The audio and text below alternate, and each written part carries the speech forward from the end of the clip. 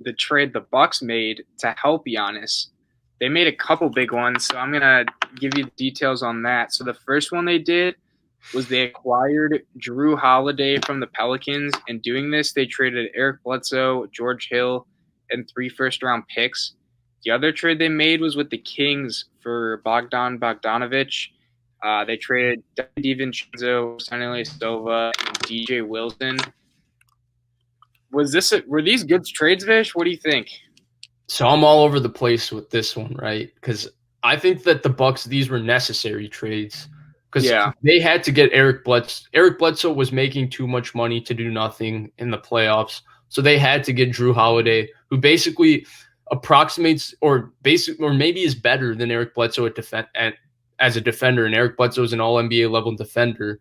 And then he's a better offensive player, a more consistent player than Eric Bledsoe, a better shooter. So I think he'll definitely be a better option for them. I do think George Hill will be missed. He led the NBA in three-point percentage last year. And I felt like whenever they played and George Hill was on the floor, even when they were down, he really gave that team – he was a calming force on that team because he plays with great composure and he shoots the basketball so well. So I thought George Hill would always – kind of slow the game down, and he was a veteran presence for that Bucks team. Maybe Drew Holiday replaces that. They definitely did give up a lot, like the picks and all of that, but they had to do that because they have to do everything possible to keep Giannis. Yeah. Two, the Bogdan Bogdanovic trade is interesting to me because I'm a big Bogdan Bogdanovic fan. I really like NBA players that have that supreme confidence to take any shot, every shot, and believe they're going to make every shot. And Bogdan Bogdanovic is one of those guys. I think he's going to help them a lot late in games because of that just unreal self-belief and self-confidence to take all those big shots. I think, honestly, to me, whatever moves the Bucks make, for me, their season is once again going to come down to everybody talks about Giannis developing a jump shot in a mid-range game. To me, if he gets to 70% in the playoffs from the free throw line and develops a post game, I think that they'll be fine. He's 7 feet. He's the biggest guy on the floor 95% of the time when they play because the NBA is so small. He's got to be able to catch the ball down in the post and punish defenders. Everybody constantly want to go at Coach Bud and say, why aren't you making adjustments? I think the only adjustment you can question with him is, well, why is Giannis only playing 33 minutes in the playoffs? Yeah. Like, when you look at their offense, right, what can you do with Giannis? I need someone to explain to me what you can do with Giannis other than just have him at the top of the key and straight line drive. You can't have him on the wing. It's not like you can run a down screen for him and say, Giannis, isolate on the high post. You can't put Giannis on the elbow and say, Giannis, go jab step 3 times and hit a 15-footer. So his game is basically made where they have to play the style of basketball where he's standing at the top of the key and they try to split the floor. And he's not the best decision maker as a primary ball handler late in games. Maybe they can have him be the roll man more. But I think the key is for him to develop a post game so they can isolate him. And he can see the entire defense where if they double down on him, he can pass out of the post because he's so tall. And if they don't, he needs to be able to have a working, whether it's a hook shot, dream shake, turnaround jumper. I don't know what it is, but he needs something in the post. So I'm going to go each trade individually, and then I'm going to talk about their team as a whole. So the Drew Holiday trade, I think, like you said, it wasn't necessary. They need to get like another good player. Chris Middleton's probably better than Drew Holiday at this point, and having Drew as a third player is like pretty good, but they did pay a lot. They paid a lot to get him. Like, when you're comparing that package to the package the Lakers traded to get AD, now they didn't have for like AD to go to the Lakers from the Pelicans.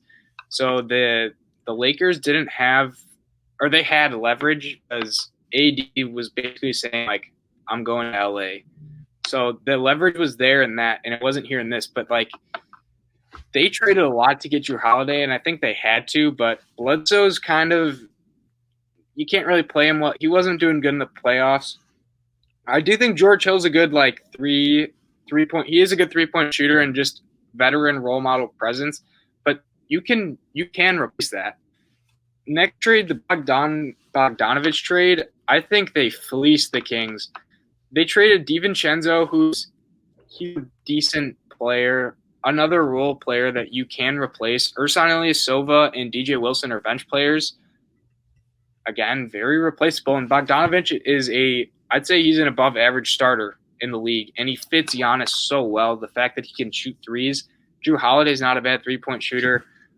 Middleton can shoot. So now you have Brook Lopez is also their center, so he can shoot well too. So you have 4 people around Giannis that can shoot. And if you're the Bucks, it's hard to attract free agents because you're a smaller market team. Everyone wants to go to LA or just other bigger markets. I think the Thunder had this problem too with struggling to get people in free agency, so Presti does trades. But so I think it was necessary to surround Giannis to keep him, because if he's gone, that team's not going to be anything in the next few years.